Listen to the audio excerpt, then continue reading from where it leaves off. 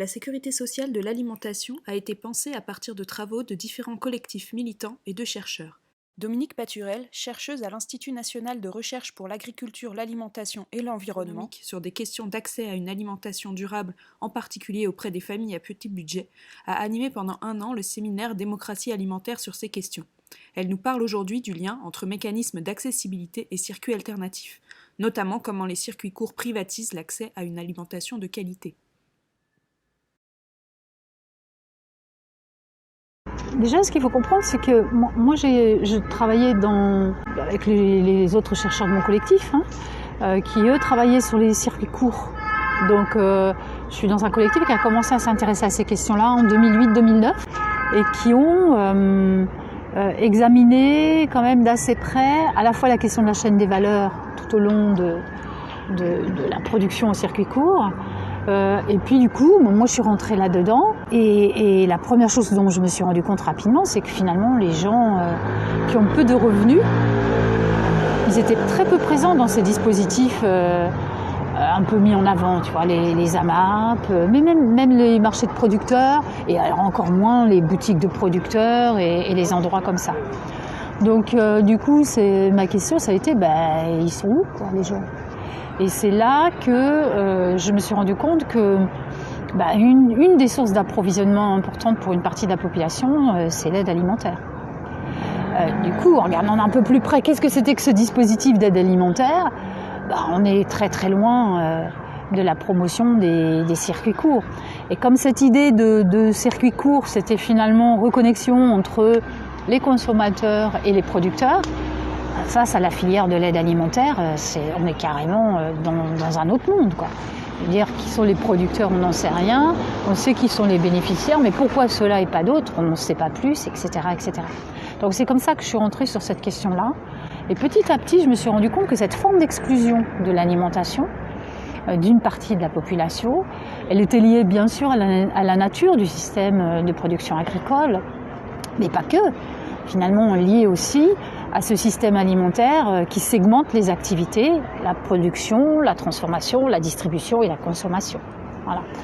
Et donc à partir de ce moment-là, l'idée ça a été d'expérimenter, tout simplement, qu'est-ce que ça ferait à une distribution des Restos du Cœur si on introduisait un approvisionnement en circuit court. Ça évidemment, ça a été dans un premier temps réalité dure, qui est que c'était pas possible. Et en même temps, c'est intéressant comme apprentissage parce que ça montre aussi que la question de l'approvisionnement en circuit court, c'est qu'une toute petite partie de la réponse que ça peut amener sur l'accès à l'alimentation. Il n'y a qu'une petite partie de la population qui peut manger comme ça et que donc ça pose aussi les questions du rapport entre les systèmes courts, les systèmes longs, entre le système industriel et le système peut-être de production plus local, pas industrialisé, parce qu'on a aussi du système local industrialisé, donc à chaque fois il faut aller regarder de quoi il s'agit. Et du coup, cette expérimentation a été le point de départ de ces questions d'accès à l'alimentation.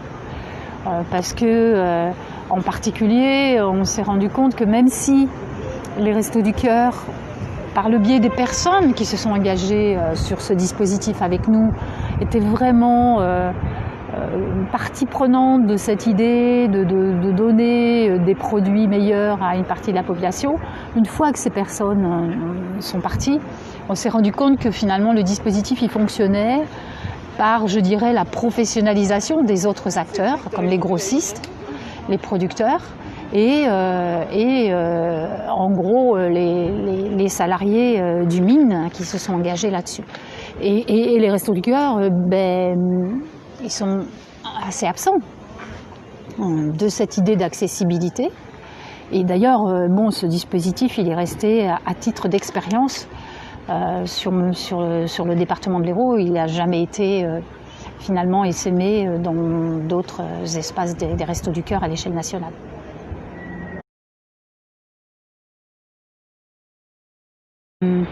Tu vois, par exemple, tu as plein d'initiatives qui vont annoncer que pour eux, l'enjeu participatif est extrêmement important. Voilà. Et quand tu vas un petit peu plus regarder ce qui se passe dans cette question de la participation, entre guillemets, tu vas te rendre compte qu'il y a peu de choses qui sont parlées sur l'origine des produits. Et quand c'est parlé, ça veut pas dire que c'est vraiment approprié par tout le monde. Ça, c'est une première chose. Et puis la deuxième chose, tu vas te rendre compte que la gouvernance du dispositif, de la réflexion, du montage du truc, ben, c'est l'affaire de quelques-uns. Voilà. Et que finalement, les gens qui sont destinataires sont peu présents. Et malgré tout le discours qu'on peut avoir là-dessus, tu vois, qui est celui de dire que il participe à la réflexion, ou je sais pas quoi, et à chaque fois tu te rends compte que c'est epsilon dans la réflexion. Epsilon. Tu vois, rien que ça, c'est un truc énorme. Dans les groupements d'achat, par exemple, tu vois, tu as des groupements d'achat qui sont finalement des espèces de formes... je sais pas quel mot, mais enfin c'est des sortes de magasins qui sont sous une autre forme, qui sont dématérialisés dans la mesure où t'as pas un supermarché ou une boutique ou je sais pas quoi.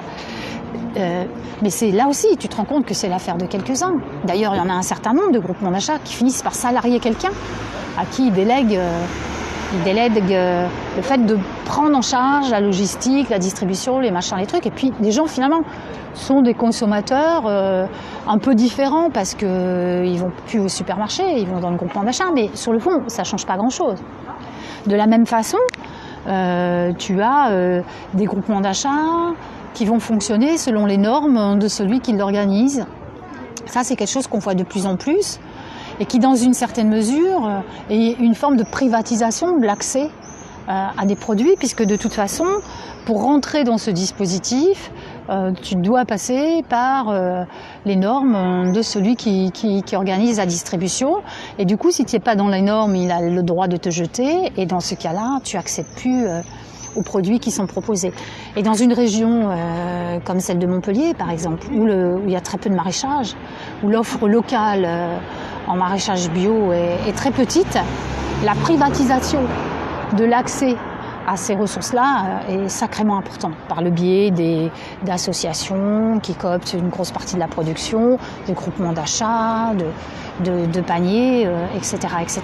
Et qui fait qu'au bout du compte, si tu n'es pas dans ces circuits-là, bah, tu y accèdes pas. Voilà.